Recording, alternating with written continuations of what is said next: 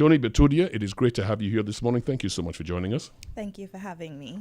It is very challenging situation what has been introduced in England. And let me make clear for our listeners exactly what they are saying that accompanied the legislation that led to our conversation this morning. The Education Secretary, as I said, Justine Greening, she said all children from the age of 4 will be taught about safe and healthy relationships, and children in secondary schools will be given age-appropriate lessons about sex.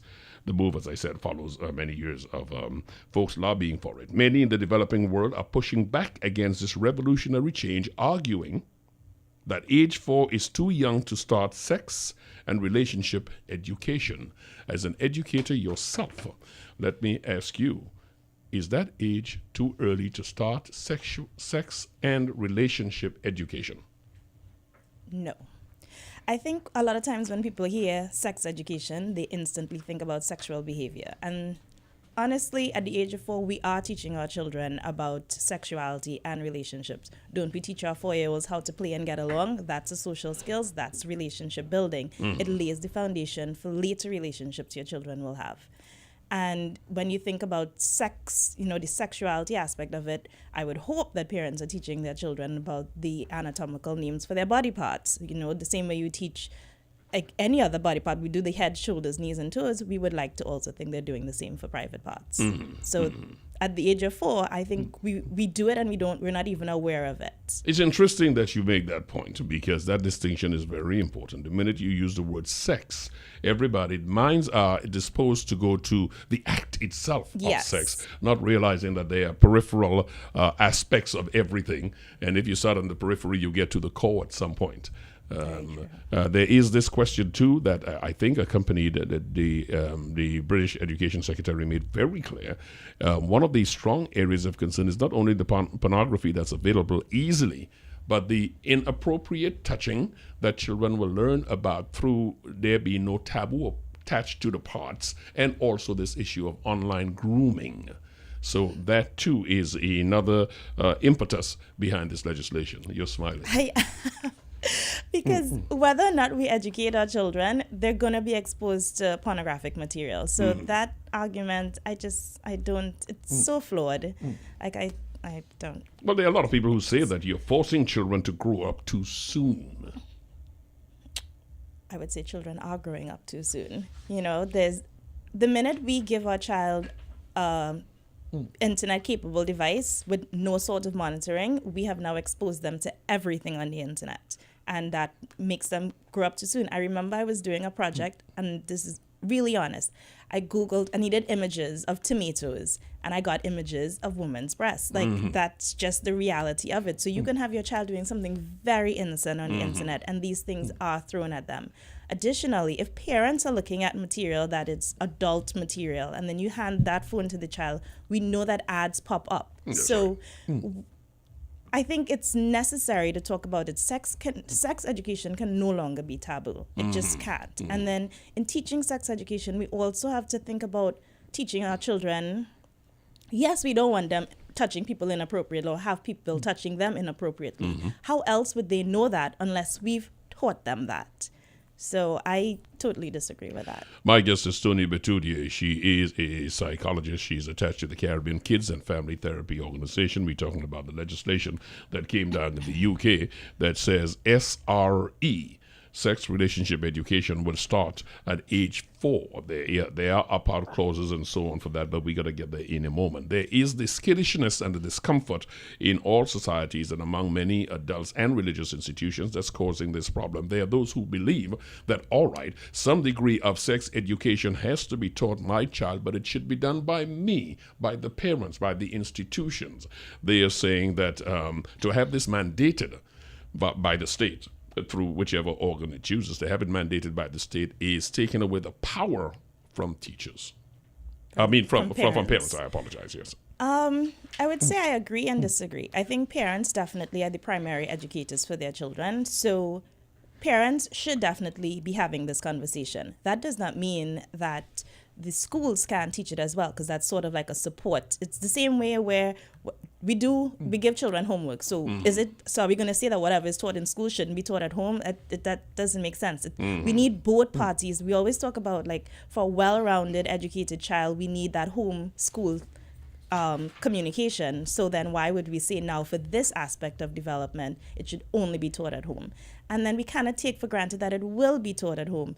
Because if sexuality is taboo and parents aren't talking about it, which I can say parents are not, then are we going to just say, well, we're not teaching it in schools because it's the parents' jobs? And if parents don't do it, so then children are basically learning about sex from where?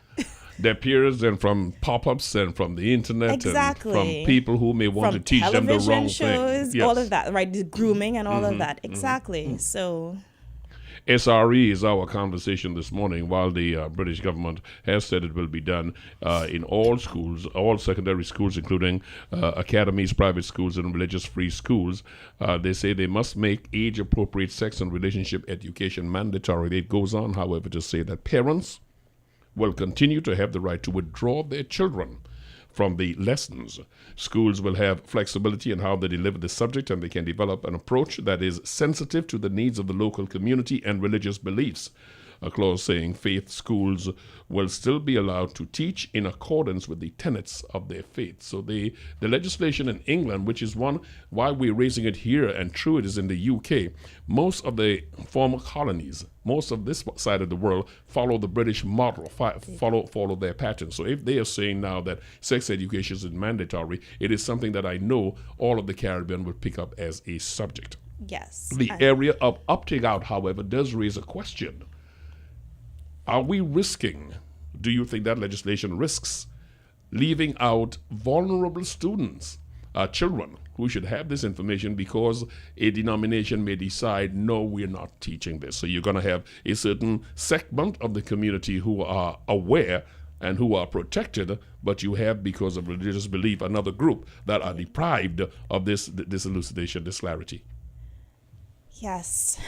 That's a tough one because when I talk to parents, I always say to them, because parents say, well, then why don't you talk to my children about sex education? Why do I have to do it? And I say to parents, I can teach your child everything about sexuality, but I can't necessarily teach your morals and values. So I do understand why that clause is there to opt out, because in general, when we teach sex education, like, are we going to really follow the morals and values for that denominational group? So I do understand that, but I still hesitate. I don't know. I think something has to still be taught. The children have to get that basic foundation, because I always say, you can raise your child to be the best child, have the best behaviors, and then your child goes out there and interacts with other people in the world, and you have no idea what they're exposed to. So I think it's only fair as a society that we educate everyone. From your vantage point of the Caribbean Kids and Families Therapy Organization, have you found that children, because that's what they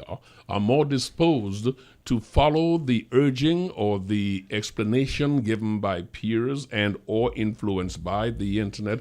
Or you have found where there are children with a certain clarity on the issue of sex that they are less want to fall prey to these misinterpretations, wrongful teachings, and the grooming factor? Right. Well, that's difficult for me to answer, primarily because I mostly deal with parents and parental reports, right? I don't deal directly with children. But I can say, based on all of the research that I've read and studies that I've done in other countries, that they say providing children with the information, the benefit of that is that it shows that they... First of all, they trust their parents more, so they go to their parents more. And also, they take longer to engage in sexual behaviors. They engage in less risky behaviors. They practice safety. If something does happen, they go to their parents to report it in terms of, people touching them inappropriately. So I do know what the research says, but I can't give you anecdotal reports on actual children. That research takes you out of Hunter College, where you were with your undergrad, takes you into Penn, and it also takes you to be in what you are right now, a New York State certified sex educator. Yes. Is that correct? All right. Now, I'm sorry. No, just to correct, I'm a New York State school psychologist. School psychologist, I feel like thank now, you. Because I've been talking about sex for the last year and a half, I'm now become a sex psychologist, which I don't have a problem with, but that's not what I am. And no thanks to the host for making that kind of error. It's okay. All right. New York State certified Psychologist. Yes. Good enough. Got you. And Tia Betaudier is my guest. Let's talk about parents, because one of the issues we have, it speaks for itself. If a subject is still taboo, as you said, people are not talking about it. If it was spoken about, it wouldn't be called taboo. Parents, we have young parents with kids. They themselves are not clear on a lot of things they may be asked to explain by their children. Right. Right, and giving the right information. And when folks make the argument that the parent is the best person, I think we all will be in concert. We all concur that the trust relationship between a child and the parent can never be duplicated by any other kind of relationship. However, if there is ignorance at the source, Yes. then we have to educate the source. Speak to us about that. Agreed. So that's the primary reason for the program that we do at CKFTO, that, where we go to the schools and we educate the parents primarily, because we want them to have that information. So in terms of just teaching them, the accurate information about sexuality and about development. And as I said, because it's not just about sexual behavior. We look at what's normal development and what's not normal development. Even for something as simple as masturbation, the views on that is so varied. But I think it's really important to educate parents about this is what normal development looks like, and this is the message you want to promote to your child. There is a psychological component in all of this. Is one thing to explore and explain the body itself, but as far as the child internalizing the message, you have to do a sort of repeat all the time. And the repeat, I think it's important, because it is foolish to think that whatever wonderful conversation you have with your child is going to resonate half as much as the peers that they're interfacing with as they grow all the time. And at the time when you're not watching, they are watching other things, as we talk about, which is the online situation. Very true.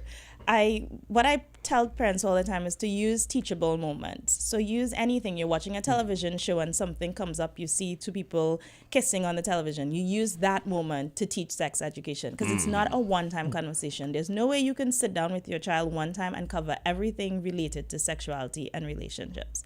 So we use teachable moments, and yes, use repetition, because again, as you said, when children are with their peers, they're talking about this multiple times. So why wouldn't you have that conversation multiple times as well?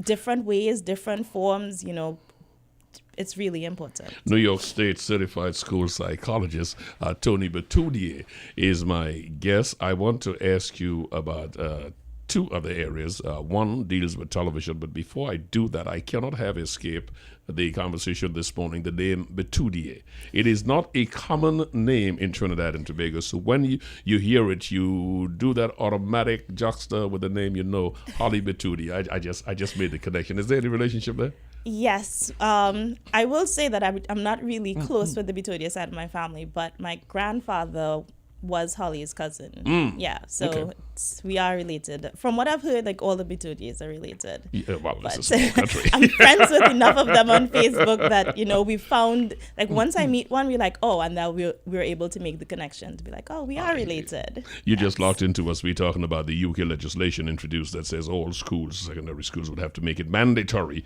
for there to be SRE, which is sex relationship education, beginning with children as young as age 4. This is not to say they will be teaching the act of intercourse, sexual intercourse. They will, in fact, be talking about relationships, dealing with the whole question of relationships. One of the things that kids are going to find very difficult, and I wonder how you approach this from your vantage point, being at the Caribbean Kids and Families Therapy Organization, where you also interface primarily with parents and educators, the question about gay relationships that they see on television. A child trying to make sense of that can get a lot of differing messages.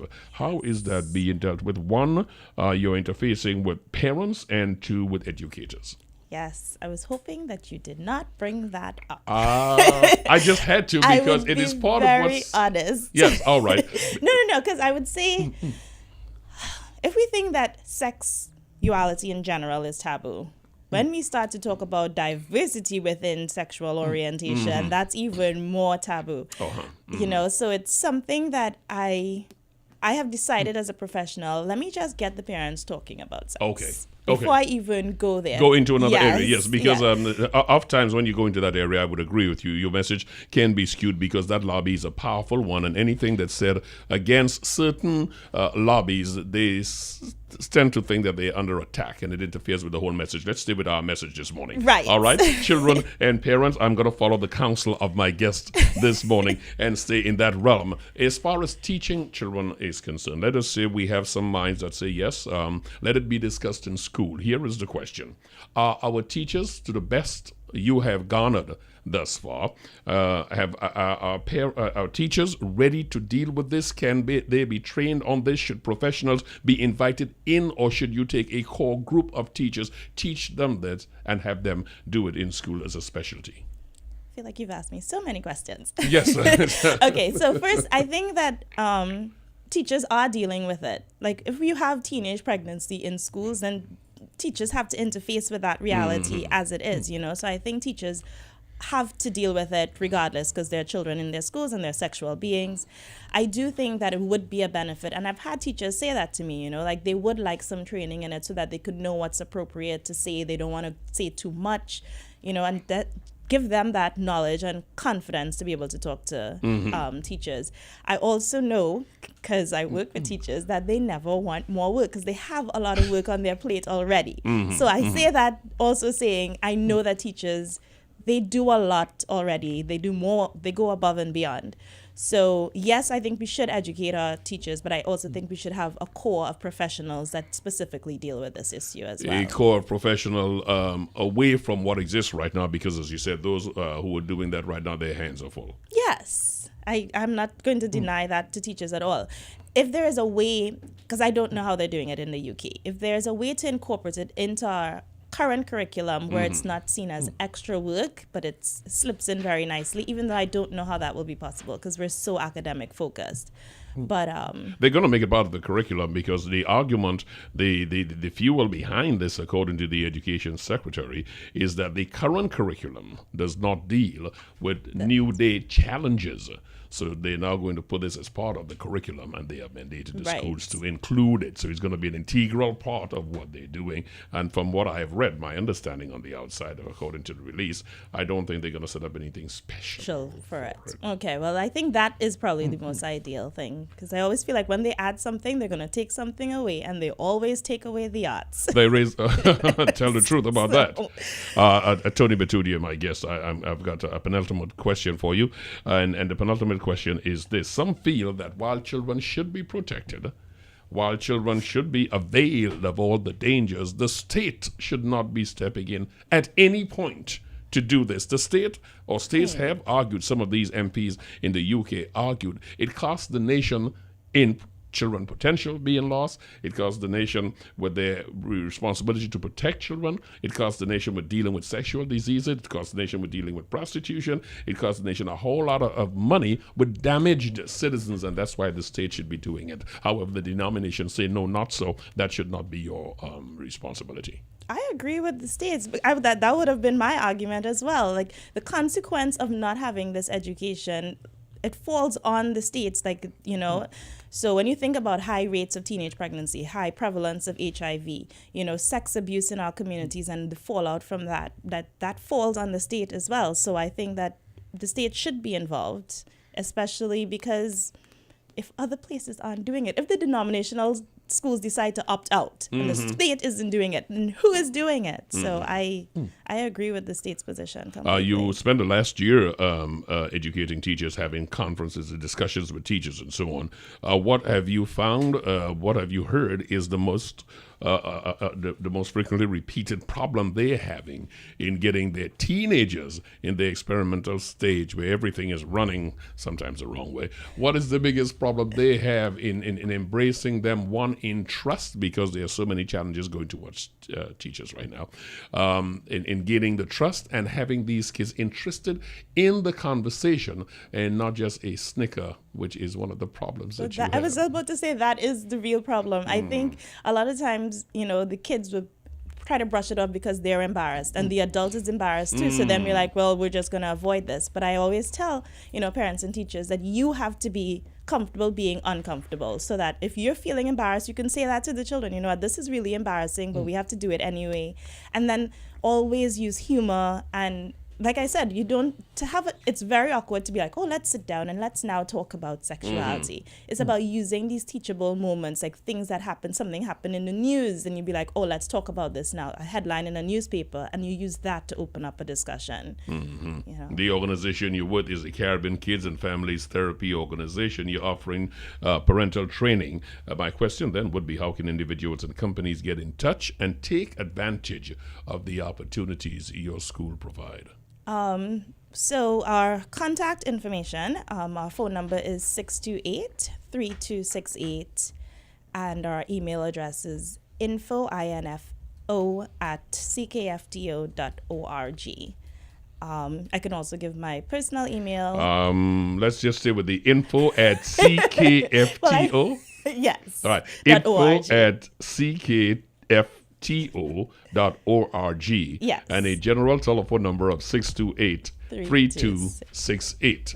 I generally, if you ultra comfortable with giving it out, I generally warn folks, advise folks against giving out personal numbers, but there is an organizational number and there's an email address. Right. Normally it gets them there, and then those of the office can get your personal out. No problem. All right, just closing that side of it, it gets a little yes, problematic. I can understand that. All right, you'll be getting some calls at some hours. You really don't want to have these calls. Okay. So, Toni Betaudier, anything in our discussion we have not passed on so parents can understand why there must be a joint approach to this, an approach from the state, an approach from the denominations, an approach from the parents themselves. PTA meetings, are these things, PTA meetings, is that a good vehicle that folks can look at to use to bring parents into the fold and have these kind of discussions, or education? Well, actually, that's where I do my education. I go to PTA meetings because trying to get a group of parents together outside of a PTA meeting is really difficult. People lead busy lives. And so that way, it's sort of, I don't want to say mandatory, but that's where parents and teachers, you can get that audience. So I think it really is the best way to spread that message. All right, then. info@ckfto.org. You can email them with your inquiries or find out how they can come forward. You do this only for individuals, but also for companies. Am I correct? Yes, we do it for. We've done it for one company thus far. Yeah. Okay. Speaking to the staff there, because obviously they have children as well. So. Okay, I got 1 minute, and you've got that 1 minute. Anything we missed out that you think is germane parents should know, we should understand about this whole approach of sex educating our children, sex and relationship education. Right. I like that. That's what I was gonna say. I was about to say, it is difficult and it is taboo. I think back on terms of what my sex education was like, and I'm sure parents can as well. But we still have to do it. It's really important. Even if you just think of it in terms of protecting your children from abuse, that is part of sex education as well. So we do want to teach them about privacy and appropriate touching. So I really emphasize that we just need to be uncomfortable and plug through it. New York State certified school psychologist Toni Betaudier, thank you so much for taking the time to be with us this morning. I really appreciate how candid you were, and the fact that I hope made clear to everybody it must be a joint approach by all of us to deal with this, and taboo must come off the shelf. Yes. Too many people are being injured because we are uncomfortable, and I like that. Explain to people, I am uncomfortable with being uncomfortable, but we must discuss this for you to be comfortable. Yes, exactly. That's exactly Thank you so much. What Have it yourself is. a wonderful day. Thank you.